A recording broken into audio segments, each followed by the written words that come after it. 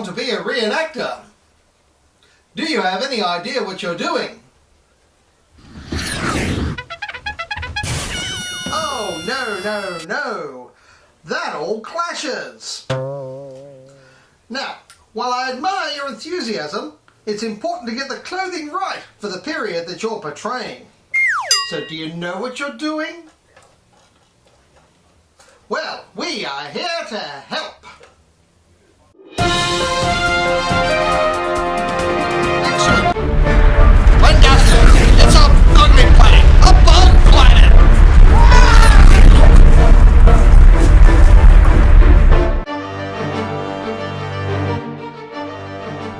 We are going to get your garb sorted out now. The correct garb for a 14th century English archer. We're going to start with your underwear. No, we'll do that off camera. You're in your medieval underwear now. Yes, you should be a bit ashamed. This is very, very impolite. Firstly, you have your linen undertunic. As you can see, it is long in the arms, but it can be of varying lengths right down the body. You don't want it longer than your actual tunic though. That just looks silly. Now we come to the brays. They are also made of linen and are basically your oversized man nappy. You'll notice at the front there are a couple of ties. These are for putting your hose on, and we'll get to those in a minute. Notice the brown stain at the back. He has period dysentery. Now we come to the hose. These are made out of wool. No, not knitted hose, but woolen fabric hose. They go all the way down to your feet, or alternately they are stirruped underneath the feet to hold them down. Unless you're really clever and have really, really tall boots, and then you don't need to have them down to the ground at all. Next up we have your shoes, or in this particular case, boots, because they come up over the ankle. They are a medieval turn shoe. Two things you'll notice about medieval footwear. Firstly, there is no grip on the soles of the shoes, so be very careful when it's wet. Also, they have no heels. So, if you have problems with your feet, modern orthotics are your friends. This is your tunic. Your tunic is also made of woolen fabric. This particular one is a bicolour tunic. It has two colours. One green, one white.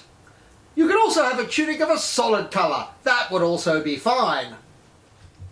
Now we turn to the belt, which holds your whole tunic together. As you can see, it is less than 20 millimeters in thickness and made of leather. It's also okay to have one made of fabric. It has a simple buckle, which is always done up, and it knots over like this. And remember, boys and girls, no ring belts. Now we're going to look at your hood. The hood is an important part of medieval dress. As you can see, it goes over his head, and at the back we have the Leary pipe. The Leary pipe is a show of status and how important you are, because it means you can afford more material. You are clearly very important. Of course, it is very important in the medieval world, and very polite, that your head be covered at all times.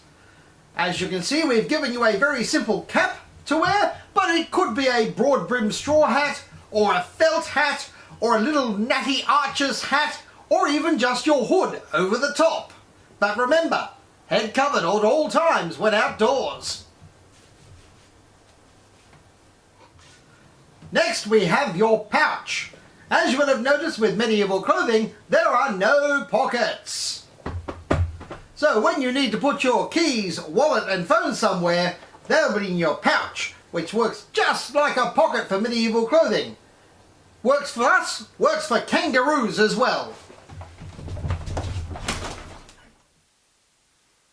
During the medieval period, it would have been perfectly normal for everyone to go about with a knife on their person or a dagger. What we see here in front of us is a bollock dagger, and symbolically it is seen as a reflection of the wearer's manhood. They come in a variety of sizes accordingly.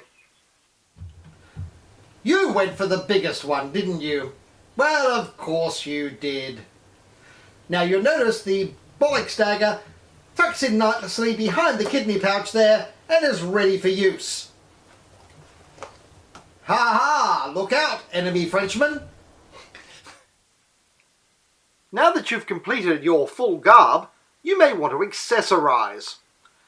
Some various accessories are, on the left, a hagstone, which is a naturally formed hole in the centre of a rock. This is seen to ward off the evil eye and harkens back to pagan days.